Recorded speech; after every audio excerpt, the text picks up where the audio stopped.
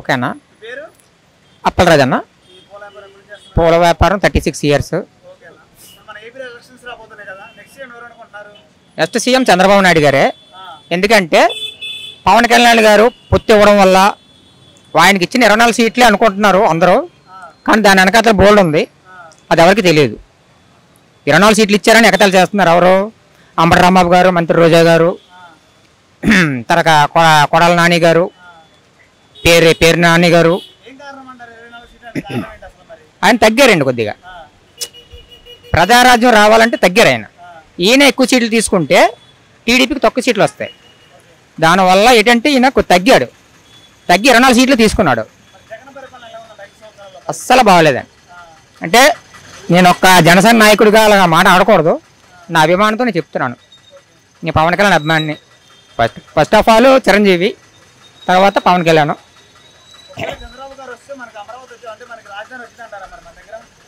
అది వాళ్ళ బట్టి ఉంటుంది సార్, దానికంటే మనకు క్లారిటీ ఇవ్వలేం. ప్రజలు ఎవరు క్లారిటీ ఇవ్వలేరు. మనకు మంచి నాయకుడు కావాలి అంతే. అమరావతి వస్తుందా, రాజధాని వస్తుందా మనకు అనవసరం. అది మంచి నాయకుడు రావాలి. ఆ నాయకుడు రావాలని మా పవన్ కళ్యాణ్ గారు ఆయనకు మద్దతు ఇచ్చారు. Okay sir. Chandrababu Naidu sir.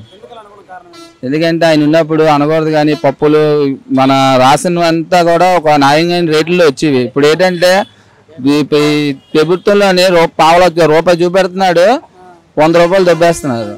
అందువల్ల ఏంటంటే ప్రజలు ఆలోచిస్తున్నారు, ఏదో పథకాలు ఇచ్చేస్తున్నాడు అని మాట్లాడుతున్నారు తప్ప దేని అది ఎక్కడి నుంచి వస్తుందని అర్థం చేసుకోవట్లేదు. మేము అర్థమైందండి. ఏంటంటే అండి, పాపకు ఫస్ట్ 15,000 వేస్తున్నాను అన్నారండి అమ్మవాడు. ఫస్ట్ సంవత్సరం వేసారండి, నెక్స్ట్ నెలకు 1000 రూపాయలు తగ్గిందండి, నెక్స్ట్ నెలకు 1000 రూపాయలు తగ్గిందండి, సంవత్సరానికి 1000 తగ్గించారండి. ఈ సంవత్సరం అది లేదు. ఏది 100లో 99% పోతున్నాయండి, 1% జరుగుతుందండి. ఏంటండి ఆ 1%లోనే ఊరికే అది చేసేస్తున్నా ఇది చేసేస్తున్నా అంటున్నారు తప్ప ఏది చేసింది కనబడట్లేదు. ఏది లేదు సార్. అంత అనకూడదు, కానీ ఏదో అంటారు కదా, పెట్టని చూసి మసాలా నూరుతున్నా అంటారు కదా, ఆ టైప్ లో ఉందండి ఈ ప్రభుత్వం.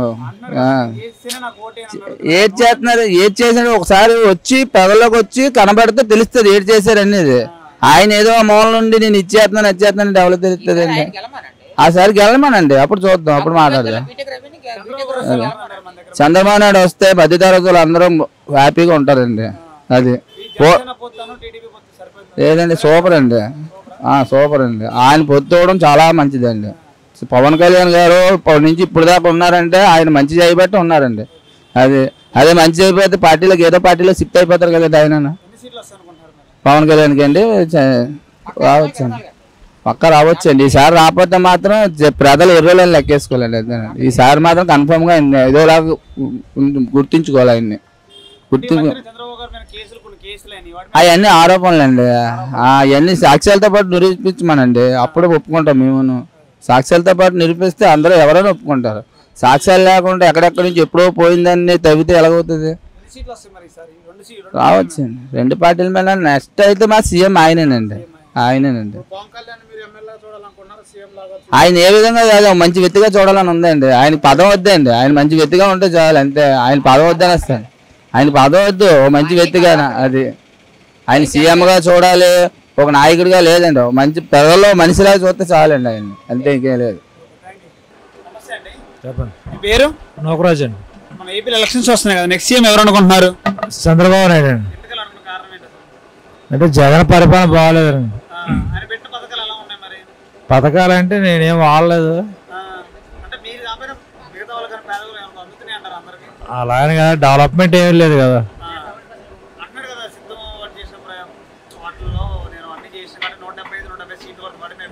ఏం చేస్తున్నాడు ఆయన? పంచుతున్నాడు అంతే, సంపద పెంచట్లేదు. జనసేన పొత్తు కరెక్ట్ అంటారు అసలు? 100%. అంటే ఇంత ముందులా పవన్ కళ్యాణ్ గారు చంద్రబాబు గారు అంటే జరిగింది, బాగా తిట్టుకున్నారు అంటే వాటిల్లో, మళ్ళీ ఆయన పోతే కలిసారు. వాటి మీ అభిప్రాయం అంటారు మరి? అప్పుడు ఇడిపోవడంతో ఇప్పుడు కలడం మంచిది అంతే. సీట్లు అంటే గెలుస్తారు, సీఎం అవుతారు. 24 గెలవచ్చు, కరెక్ట్గానే ఇచ్చారు, తక్కువ ఏం లేదు. లాస్ట్ టైం ఆయనకి ఏం ఓట్లు రాలేదు కదా, ఆయనే గెలలేదు. ఆ సీట్లే కరెక్ట్. Thank you. డెవలప్ లేదు, వచ్చి రాగానే పగ ప్రజావేదిక కూలగొట్టడం మహా దౌర్భాగ్యం. చంద్రబాబు నాయుడు ఇంట్లో డబ్బు కాదు, జగన్ గారి ఇంట్లో డబ్బు కాదు, ప్రజల తాలూకు సొమ్ము కష్టార్జితం. ప్రజావేదిక నువ్వు వాడుకో. రాజశేఖర రెడ్డి ఎంత బాగా వాడుకున్నాడు, అన్ని అందరికీ హెల్ప్ చేశాడు. 5 సంవత్సరాల పరిపాలన దుర్భరం అయిపోయిందండి. ఎవడైనా అడిగితే వాడిని కొట్టేయడం, చంపేయడం. ఎడ్యుకేటెడ్ చాలా తీవ్రంగా బాధపడుతున్నారు. నువ్వు నిధులు తీసుకొచ్చి సంక్షేమ పథకాలు పెట్టు, అమ్మఒడి పెడుతున్నావు, 100 మందిలో 30 మందికి ఇస్తున్నావు, 100 మందికి ఇచ్చాను అంటున్నావు. ఎడ్యుకేటెడ్ ఎవ్రీడే పేపర్లు రిపీట్ చేస్తున్నావు. ప్రతి ఒక్కరు చెప్పాడు.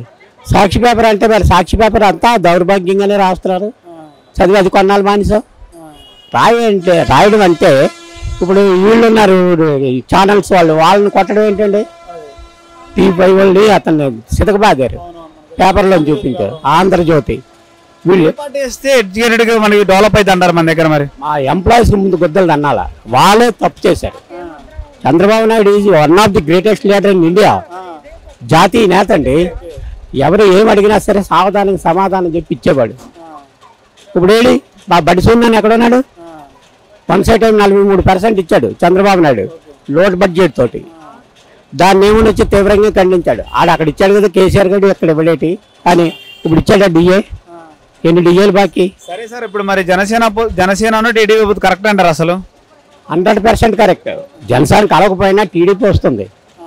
ఆయన ఎడ్యుకేటెడ్ అండి. కంపెనీలు తీసుకురావడానికి ప్రయత్నిస్తాడు. ఇతనైనా కంపెనీలు తీసుకొచ్చి అతనికే ఓటేస్తాం. వీళ్ళ నాన్నకి వేయలేదా? రాజశేఖర రెడ్డి గారికి అప్రిషియేట్ చేసాం మేము.